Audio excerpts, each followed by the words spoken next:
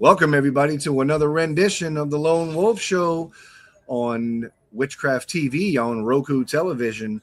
And we've wrapped up the WitchCon Presenters series, and now we're moving on to a different flavor on the show. And we're going to be reaching out to pagan musicians in our community and on the Witchcraft TV platform. So, first up is one of our viewers reached out to us and said, "You guys play Skorum." Skorum. So I reached out to Skorum and said, "Who's Skorum?" They're across the pond, and well, where they are exactly, we're going to find out. But they're not in the States, but they are now, and I'm very happy to bring their music to the United States. And I bring on Martin from Skorum. Martin, how you doing? How you doing, Harold? Thanks for having me. Man, I'm real excited about this song, and I'm always excited to bring pagan musicians to the States that may or may not have been, they got to find their way over here somehow. We have lots of pagan musicians in the community that are overseas, like Darv the Bard, and I'm pretty sure like Omnia's over there too. I could be mistaken. Just like all kinds of great bands, Wardrana, and we want to hear pagan music, man. I mean, so glad to have you on. You have a really cool song, and we're going to play it after the interview. But first, I really want to get to know you, your band, how it started, and things. And so, my first question is, well, how does Skorum start? Well, that's a great question, Harold. So I've always been into music, but from the 90s onwards, I was kind of into hard rock and heavy metal, like Foo Fighters and Machine Head and Fear Factory and bands like that. And then I think it was around about 2019, a friend of mine sent me a YouTube link, which was, "You have to listen to this." And it was the headline performance by a German band called Heillung, who were performing at Castlefest. And if I was to describe it, it's basically 3 or 4 drummers, a female and male vocalist, and they're singing in ancient languages that have been long forgotten. And they've got about a dozen semi-naked, mud-covered warriors in the middle of their stage, all banging their spears. And it was just the maddest thing that I've ever seen.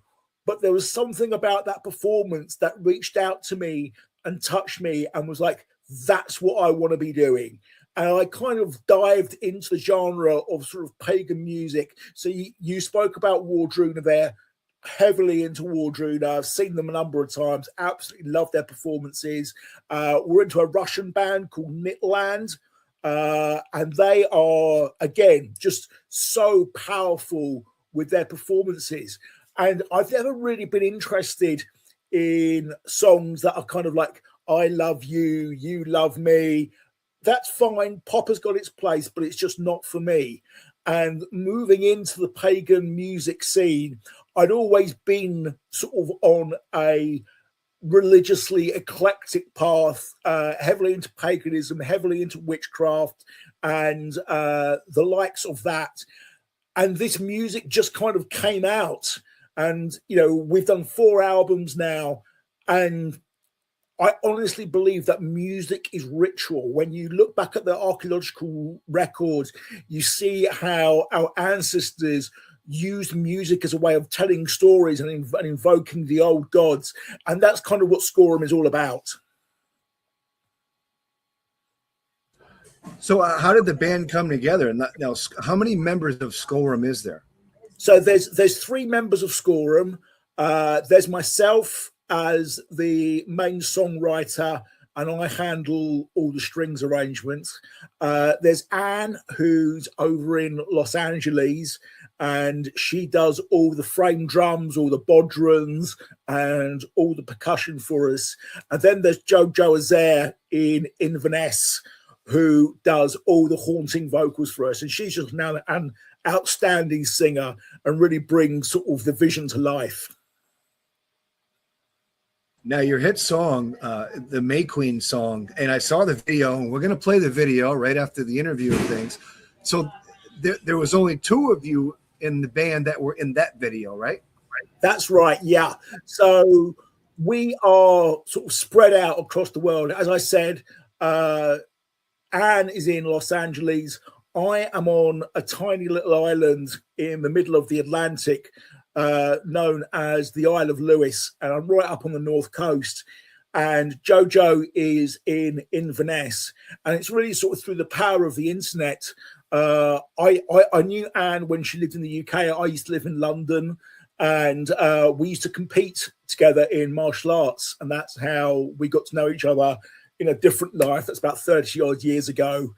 And Jojo, we met on Facebook, and she was very much a kindred spirit, and it all sort of came together.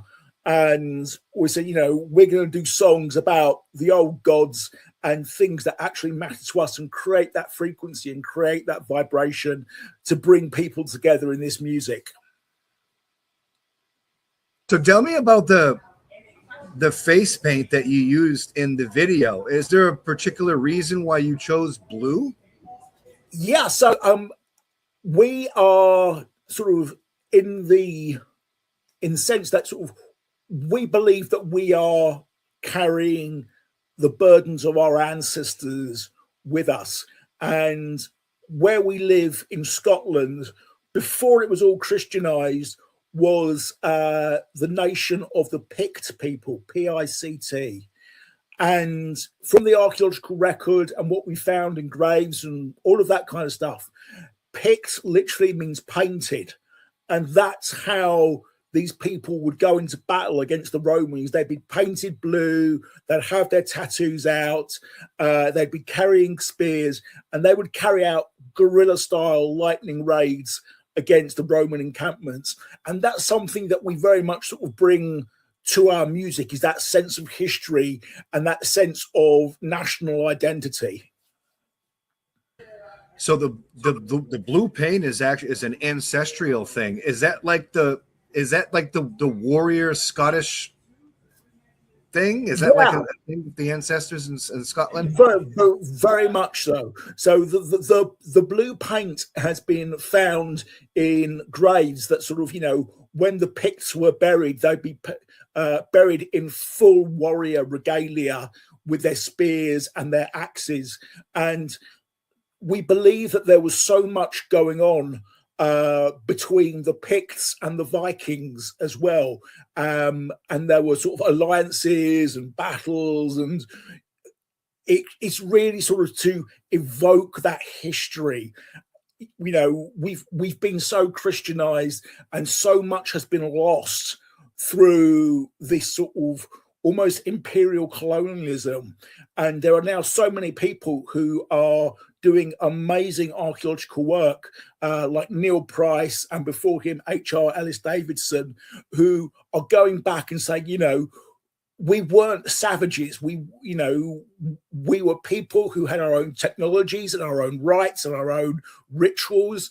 And by bringing that through in our music, we hope to be able to speak to people about the older ways before everything was imperialized. Now you got to excuse me. I am from America and things, and it reminds me of a Hollywood movie with Mel Gibson called Braveheart. Does that have anything to do with it? Is that an accurate thing? Is that why they use that in Hollywood? I've seen Braveheart quite recently.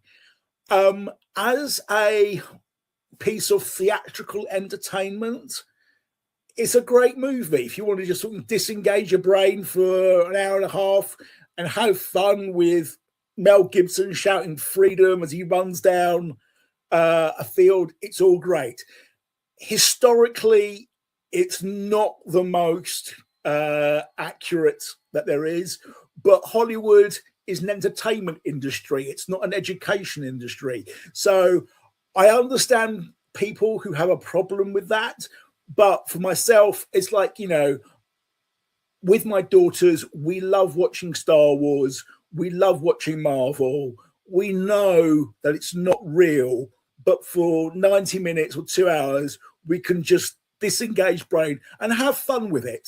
And I think sort of that's something that we try to do with our music, and the bands that we listen to. There are tales of Vikings and trolls and dragons, and all of that stuff was a fertile myth and a great repository for stories. This is how children were sort of educated about the world, that we weren't just an island nation. There were lands other than these. And that's how certainly the Vikings got into Greenland and into Canada, by always pushing out what was over the horizon and following those stories.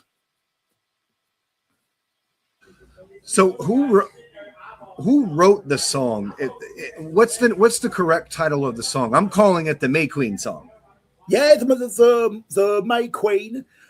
So I wrote the song, okay. And I've got some zithers and I've got some harps, and I was just messing around with this, and it was sort of around about March time that I was sort of putting this album together, and I just came off with this riff, and I was thinking about sort of the witches' sabbats and the different festivals that different pagan cultures, and there's a certain coalescence around the early May and the fertilities and what have you. And I was like, yeah, that's a really good idea, because for so long under the Christian narrative, women have been sidelined and really sort of, put to the back that they weren't allowed to own property.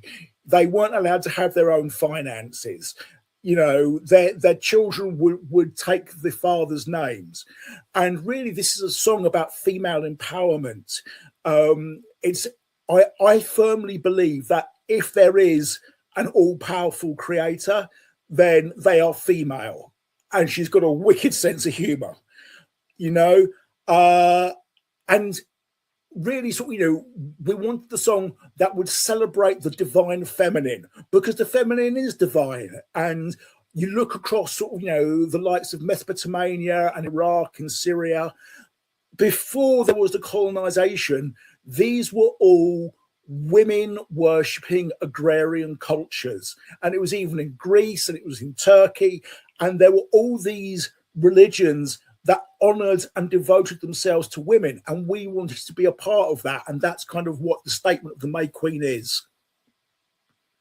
So tell me, what exactly does it mean when a woman in the, I want to say, in Scottish ancestry, even in modern contemporary times, what does it mean when they embrace the embodiment of a May Queen? So the May Queen ritual would be typically with a central pole, and the young ladies of the tribe would dress the pole. And by dressing the pole, they would have either a vine or a string of cloth, and they would dance around the poles together. And all sitting around them would be the young men who would hope to be chosen that year for the fertility rites. And that was really sort of what May was. You've done the seeding, and now you're looking forward to the first signs of birth. And it was very much sort of all about the fertility of the land being mirrored in the fertility of the woman, and honoring that and saying, women are something so special. And I think we, as a society, we really need to get back to that. We've got too many old white men controlling too much, and really the dominating sphere should be that of the women and their view of the world. And certainly I've been very fortunate to go to a number of Buddhist conventions recently, and women are at the top table, and the first words out of their mouths are, "We are all one. We all belong together, and we are the same." And I think that is something so powerful that paganism and heathenism has kind of had that for the last couple of centuries, certainly sort of since the Viking revival in the 18th century. And now we're seeing it start to feed out. Certainly in the UK, in Christianity, we've seen women move up to be bishops and cardinals. and it is starting to turn, but it's very, very slow. So Beltane is the day of the maypole when it gets erected and things, and in a lot of different witchcraft traditions, they circle around the maypole with male, female, male, female, male, female, and they basically are dancing around a huge phallus symbol to represent the fertility of spring, correct? And absolutely. So the May Queen, can the women that participate in the maypole, are they all May Queens, or is it just one like supreme May Queen of that particular festival? Is it now, or was it like a country thing? Was it like the May Queen of the whole country, or did it start as very tribal? Or can you explain that? I'd love to. Yeah, so it would vary almost region to region. And, where I live, there's about 30 townships that go into making up the district. And there are archaeologists up here who are doing work and looking at sort of the way things developed. And it was almost township to township would have a slightly different practice and slightly different accentuation on what was important. The big thing about the May Queen was that she would have her opposite, which was the Corn King. And in some townships, you'd have the Green Man and the Green Lady, and you'd have the May Queen and the Corn King. You would have the Maiden, the Mother of the Crone, and you'd have the Holly King and the Oak King. And these kind of all got sort of jumbled up because there wasn't literacy and they weren't written down. So it would kind of vary very slightly from generation to generation. But really sort of what it was about sort of female empowerment and giving women the right to choose. Because for so long under the patriarchal system, women were property and they were traded in alliances and they were traded with families, all for the betterment of men.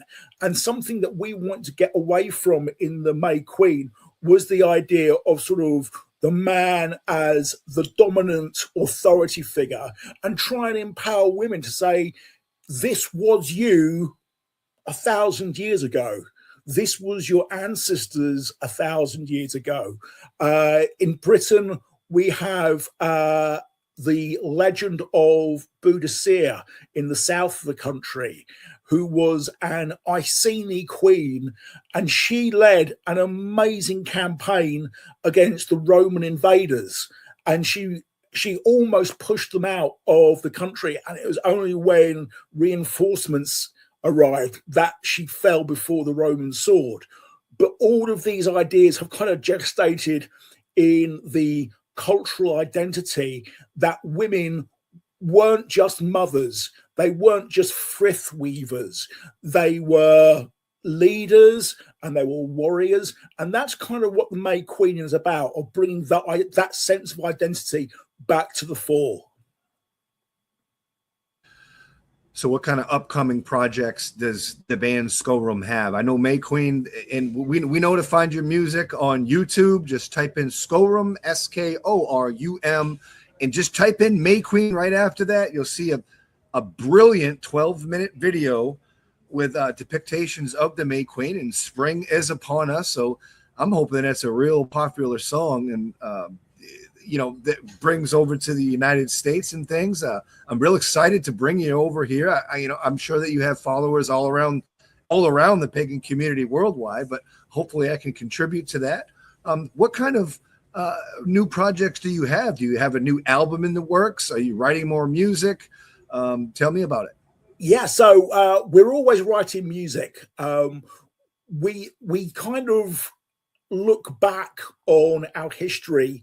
And most recently, we put out an album just before Christmas that's been our most successful album to date, called Dagon Rise. And this is an album of songs based on the horror writer H.P. Lovecraft, who was writing in the 1920s and the 1930s. But what we've tried to do is, again, take a heathen spin on it. So he would write about the King in Yellow and the madness that this script would bring. And we've taken that idea, but we've made it the Queen in Yellow.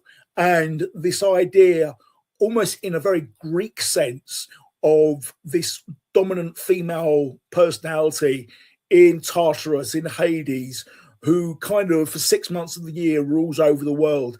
And all these ideas come together. We spend a lot of time writing and a lot of time riffing, and it's absolutely great because making music is a wonderful soul liberating experience, and I recommend everyone to do it. Well, I know you can find your music on YouTube. Where else can we find your music for distribution? Are you with CD Baby or DistroKid? We're with a company called 1RPM, and they've got us on Spotify. We're on Apple Music, Amazon Music, Deezer, Pandora. Wherever there's a streaming platform, that's where we are. I see. So tell me more about your spirituality, not just the spirituality of your band. I'm sure you have some, common denominators within you because, well, like attracts like, as a hermetic law and things. But you personally, how do you embrace spirituality? How do you see the divine? I think sort of the way I would describe it is that a communal with the divine is a lifelong education. When I was young, I was interested in Christianity. And I remember I asked my parents for a Bible and they completely freaked out. They were very sort of atheist. My mum was a scientist. My dad was a printer. And it was only through my grandmother that I was able to get a kid's version of the Bible. And I kind of got bored with it and moved away to it. But then when I went to university in the mid-90s, I was heavily into martial arts, and I got involved with a Japanese martial art called Hontai Yoshin Ryu. And this was a form of Buddhism that was associated with the art. And so for those years, I was really interested in Buddhism. And then in my early 20s, I met what we would call a priestess. And she heavily got me into the works of Gavin Knight and those kind of writers. And I kind of experimented quite a bit with different branches of witchcraft. I was very interested in Starhawk. I was very interested in the Italian Renaissance that was going on at the time. And then I had an online friend in my early 30s. And he put me in touch with this. It's a kind of overarching paradigm called chaos magic.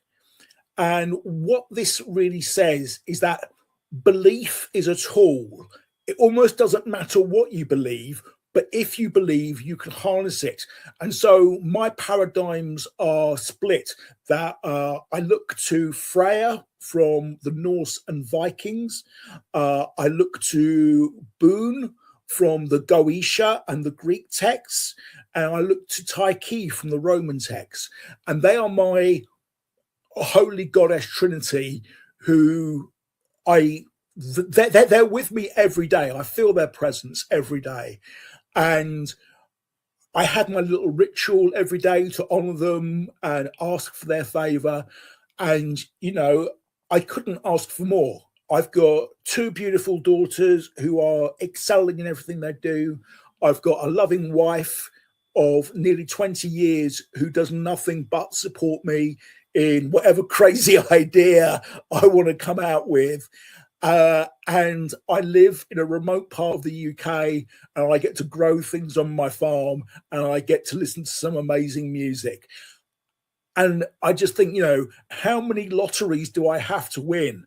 Because there are people all over the world who suffer in any one of those, whose kids are sick, who doesn't have a loving partner.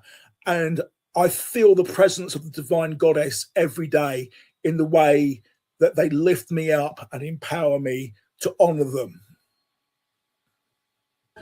So as far as like pagan music and the genre in, you know, being an artist and things, lots of people who watch the station, they love to, you know, do the same thing. You know, they want to make the music good. A lot of artists that I've interviewed, artists in the community, that they don't have music videos.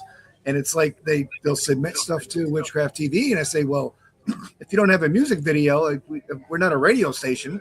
You know, so tell me about that process. And also, what would be your advice to newer musicians in the community that want to go for a music video and things? What would be your advice to have a successful one? Because your May Queen song is definitely successful. I think that's very kind of you to say. I think what my advice to anyone who is looking at music is just do it. You know, get a few friends together, perform together. The first couple of times that you perform, you are going to suck, and your audience will tell you that. But the more you practice, the better you get. Look to your heroes. Look to the writers. Look to the archaeologists, and look to people who are writing in your genre. And that doesn't necessarily just mean music. It can be books as well. We take so much from books in Skorum. You know, I had Anne on the Facebook Messenger to me earlier today about looking at a new album about Native American Indians and their history and the way that they've been oppressed, but also how their religion still thrives in the reservations. So look to these writers, become inspired, have an energy about your work, and you will be able to produce something that no one else is producing because it'll have your identity on it. When it comes to videos, technology has been democratized. It is now incredibly easy to record and perform. You can do it with semi-freeware or licenseware, and honestly, just give it a go. The worst that can happen is that someone says, I don't like it, it's not for me. But then you will reach out to 1, 2, 10 people, and they'll be like, this is amazing. I'm going to become your ambassador. And anyone I talk to, I'm going to tell about this. And that's kind of the life that the May Queen has had. It's spread around the world, and people enjoy it and take away what they interpret. And we will never say to people, this song is about this and you must enjoy it on that basis. But rather we say, let it speak to you in its own way. And different people take different things from it. And I think that's the wonderful joy of interpretation of music. Okay, mainstream musicians, and particularly, specifically, pagan musicians, who are your inspirations? I mean, we have to start with Heil Lung. I got to see them 2 years ago live, and just an incredible live performance, the feeling of those drums moving through your chest. It was quite a small gig. There's about 2,000 people there. Last year, I got to see Wardruna at the Hydro in Glasgow, and that was about 15,000 people all singing these ancient Norwegian poems and songs. An incredibly moving and evocative affair. We've spoken about Nitland from Siberia. Also, we look at Omnia, who are British, but they now live in Romania. And all of these kind of bands. And there are many things that are wrong with the music scene, but you can make it work for you. And what I mean by that is that, you know, Spotify will play an album, but then straight after that, they will like, if you like this, you will also like this. And they have bands who I've never come across before, never even heard of. There's a Polish band of 7 women who just have hand drums and harmonize. They're called Laboratorium Piscini, and I'm sorry if I've butchered that.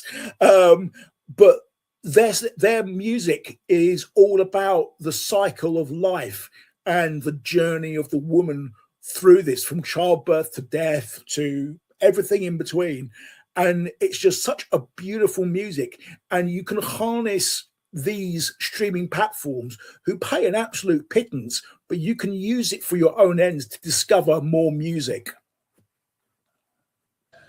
Well, Martin Skorum and the band Skorum, brand new pagan music, coming all the way here from now we're going to be playing in the United States. Check them out on the station. We're going to play that song right now. Can you introduce the song for us? Thank you very much. So I am Martin Skorum. This is my band Skorum, and this is the May of Queen of May.